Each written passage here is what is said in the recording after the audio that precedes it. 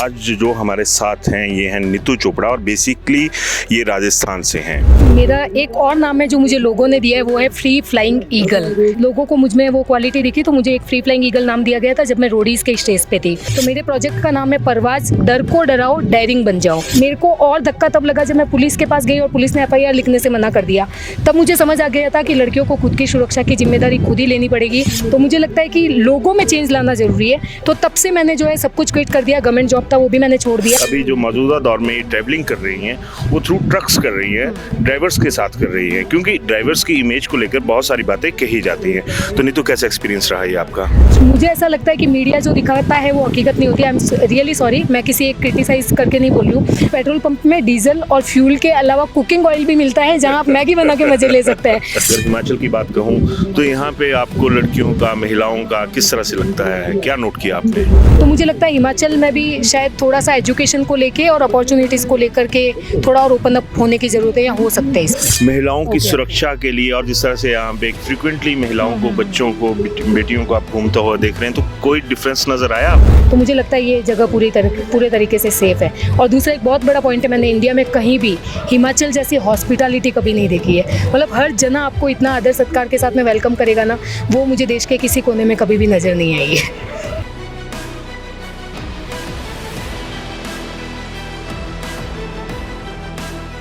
अभिवादन स्वीकार करें। मैं उदय पठानिया।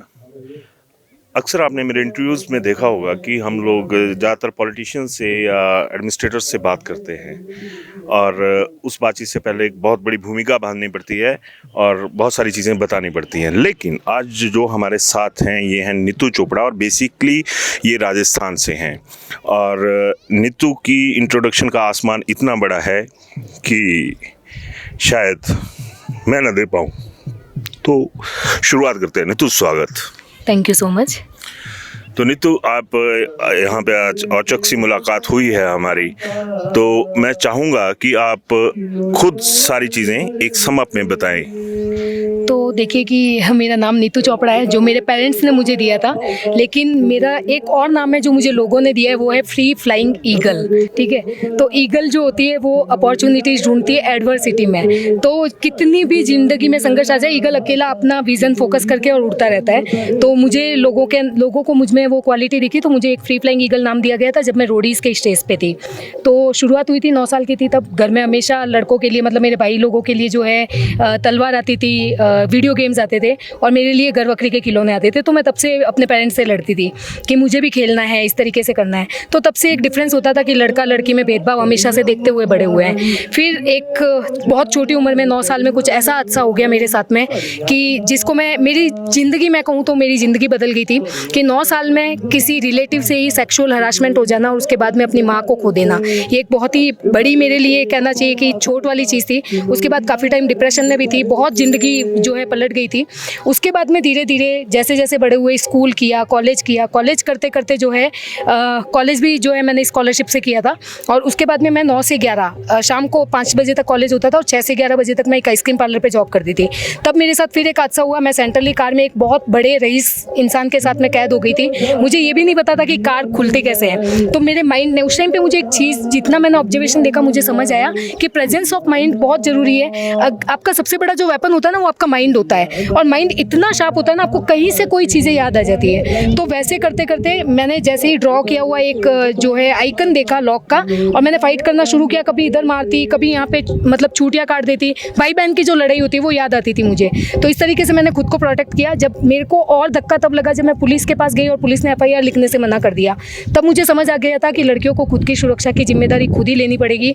और तब से लेके आज तक का दिन है, मैं अपने साथ में अपने सेल्फ डिफेंस इक्विपमेंट कैरी करती हूँ सेल्फ प्रोटेक्ट करने के लिए। और फिर मेरा माइंड खुलता गया। और जब प्रियंका रेड्डी गैंगरेप केस हुआ था, उसके बाद में मेरा मैसेज जो है वो मास लेवल पे लोगों तक पहुंचा। मैंने एक आह्वान छेड़ा था, लड़कियों घर से बाहर निकलो, और वो आह्वान बहुत ज़्यादा पॉपुलर हुआ, जिसने मुझे जो है टीवी रियलिटी शोज़ तक पहुंचाया। कौन बनेगा करोड़पति, रोडीज़ है, और लोगों तक स्पेशली, क्योंकि ठीक है रियलिटी शोज़ के हीरो तो बहुत लोग होते हैं, लेकिन रियल लाइफ का हीरो, क्योंकि मैं सुभाष चंद्र बोस की बहुत बड़ी फ़ैन हूँ, तो मुझे लगता है कि लोगों में चेंज लाना ज़रूरी है। तो तब से मैंने जो है सब कुछ क्विट कर दिया। गवर्नमेंट जॉब था वो भी मैंने छोड़ दिया और तब से मैं सिर्फ ट्रैवल कर रही हूँ। और मुझे लगता है कि ट्रैवल एक ऐसा जरिया है जिसमें आप बहुत ज़्यादा सीखते भी हो और लोगों को सिखाते भी हो। हर दिन नया एडवेंचर होता है, हर दिन नई कहानी होती है। कभी गुरुद्वारे में सोई हूँ, कभी पेट्रोल पंप पे सोई हूँ, कभी बहुत अच्छे लोग मिले हैं। तो अभी उसके बाद में मैंने एक और मिशन किया था। मुझे राम राज्य की बात याद आती है कि लोग गेहूं के बदले में कपड़ा दिया करते थे, पैसा होता ही नहीं था। तो मेरे दिमाग में कुछ आया कि पैसे की ज़रूरत क्यों है, तो मैंने पैसा नहीं पैशन जरूरी है एक मिशन छेड़ा था,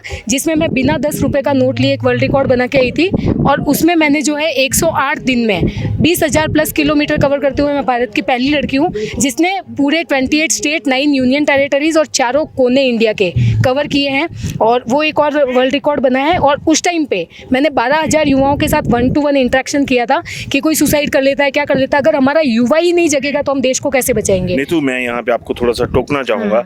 यहाँ पे जो हमारी शुरुआती दौर में बातचीत हुई थी तो उन्होंने एक पहलू डिस्कस किया था कि अभी जो मौजूदा दौर में ट्रैवलिंग कर रही हैं वो थ्रू ट्रक्स कर रही हैं, ड्राइवर्स के साथ कर रही हैं, क्योंकि ड्राइवर्स की इमेज को लेकर बहुत सारी बातें कही जाती हैं। तो नीतू, कैसा एक्सपीरियंस रहा है आपका, और अभी भी शायद आप ट्रक में ट्रैवल कर रही हैं? तो देखिए कि मैं हमेशा वुमेन सेफ्टी पे काम करती हूँ, तो मैंने कुछ आर्टिकल्स पढ़े तो जिसमें लिखा हुआ था कि लेबर कैटेगरी के जो लोग होते हैं ना वो इन सब क्राइम में ज़्यादा इन्वॉल्व होते हैं। और सॉरी टू से बट मुझे ऐसा लगता है कि मीडिया जो दिखाता है वो हकीकत नहीं होती है। आई एम रियली सॉरी, मैं किसी एक क्रिटिसाइज करके नहीं बोल रही हूँ, बट मीडिया कुछ और दिखाता है और हकीकत कुछ और होती है। तो मैं इसको ऑन ग्राउंड टटोलना चाहती थी। तो मैंने कहा सबसे बेस्ट तरीका ये है कि हम खुद उतर के देखते हैं कि कितनी ज़मीन गीली है। तो मैं रवाना हुई थी 15 अगस्त को, क्योंकि हम आज़ादी का अमृत महोत्सव मना रहे हैं। तो मेरे प्रोजेक्ट का नाम है परवाज, डर को डराओ, डेयरिंग बन जाओ। तो मैंने 15 अगस्त को शुरू किया था। अभी मैं 11 स्टेट कवर कर चुकी हूँ और करीब मैंने 80 प्लस ड्राइवर से अभी जो है मैं ऑन रिकॉर्ड रखती हूँ हर चीज़ का। तो 80 प्लस ड्राइवर से मैंने जो है लिफ्ट ली है और सिर्फ 4 केसेस मेरे साथ में वर्स्ट थे और चौथा तो इतना वर्स्ट था मुझे लगा था कि आज मेरा आखिरी दिन है। बट जब मैं वहाँ से भी बच के निकली तब मेरा कॉन्फिडेंस और हाई हो गया कि मतलब कुछ भी किया जा सकता है, लड़की कमज़ोर नहीं है। इट जस्ट कि लड़की खुद की हेल्प नहीं करना चाहती है। मतलब दूसरे लोग आपको सपोर्ट दे सकते हैं लेकिन आपको अपनी लड़ाई खुद ही लड़नी है। तो अभी तक बहुत अच्छा एक्सपीरियंस चल रहा है। और सबसे मज़ेदार चीज़ ये है कि पहले मैं सिर्फ ट्रैवल करती थी, अभी मैं एडवेंचर भी विदाउट मनी कर पा रही हूँ अपनी स्किल्स से। तो ट्रैवल विदाउट मनी को मैंने एक और टर्न दिया है, ट्रैवल विद योर स्किल्स। अभी एक छोटी सी बात बताती हूँ कि आप लोग कैसे जुड़ गए। मैं बोल रही थी, मस्ती कर रही थी और आप नॉर्मली मेरे से जुड़ गए। सो दिस इज़ कि आप ओरिजिनल बन के रहिए, बनावटी बनने की ज़रूरत नहीं है। आप जैसे हैं वैसे आपको लोग पसंद करेंगे। सो दैट इज़ बहुत बड़ी बात कही कि ओरिजिनल बन के रहिए। बेसिकली ज़माना डुप्लीकेसी का हो गया है, या फिर अपने जो आइकॉन्स हैं उनके लिए कुछ ऐसी चीज़ें धारण कर लेते हैं कि उस आइकॉन के बीच में रहते हैं, उससे बाहर हम नहीं निकल पाते। तो ओरिजिनलिटी की बात कही, बहुत सही कही। तो नीतू, अभी तक का जो आपका सफ़र है, ये से सारी चीज़ें हैं, तो किस तरह से मैनेज कर रहे हैं आप? सर देखिए, मेरा एक बहुत ही मेरे को कोई लग्जरी लाइफ नहीं चाहिए होती है। मुझे बहुत नॉर्मल सा एक रहने की जगह चाहिए और खाने के लिए दाल रोटी चाहिए होती है। तो इंडिया है, इंडिया में दाल रोटी के लिए तो कोई मना नहीं करता है, ठीक है।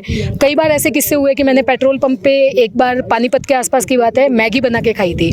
तो रात को पहुंची थी तो लोगों ने मुझे जो है वहाँ पे एक पेंट्री थी क्योंकि नाइट शिफ्ट भी चलती है। उस दिन मैंने एक इंस्टाग्राम पे रील बना के डाली थी कि पेट्रोल पंप में डीजल और फ्यूल के अलावा कुकिंग ऑयल भी मिलता है जहाँ आप मैगी बना के मज़े ले सकते हैं। रात भर मैंने लोगों के साथ बातचीत की और मज़े किए।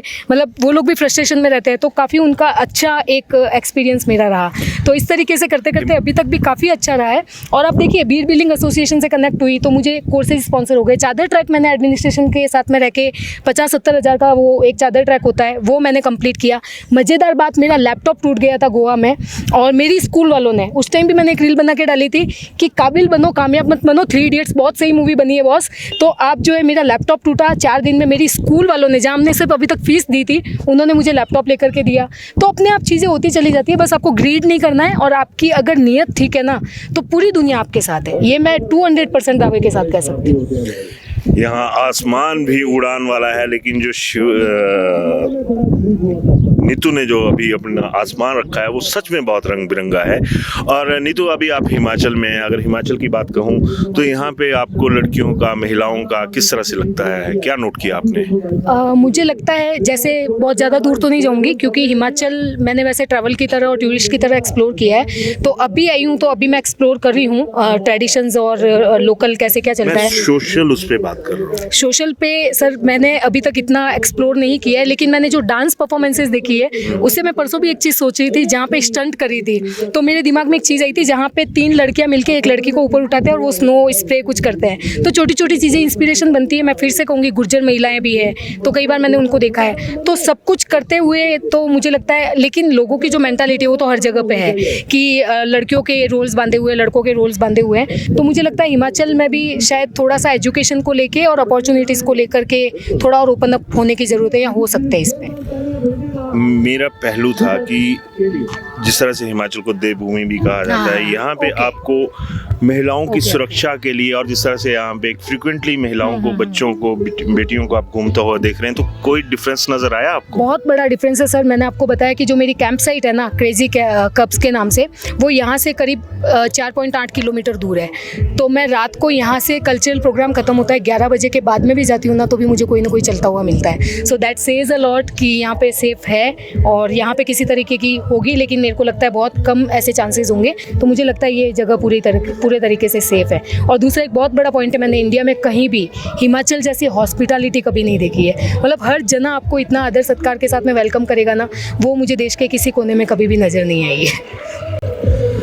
चलिए, तो मैं धन्यवाद करूंगा इस बहन का कि जो निकली हैं एक सफ़र पे, और उस सफ़र की जो डेस्टिनेशंस हैं और जो उसके मोटिव्स हैं वो बिल्कुल एक लीग से हट कर है। तो आपको हमारी नीतू के साथ कैसी बातचीत लगी, क्या रहा, आप क्या सोचते हैं, तो ये हमें ज़रूर बताइएगा। धन्यवाद।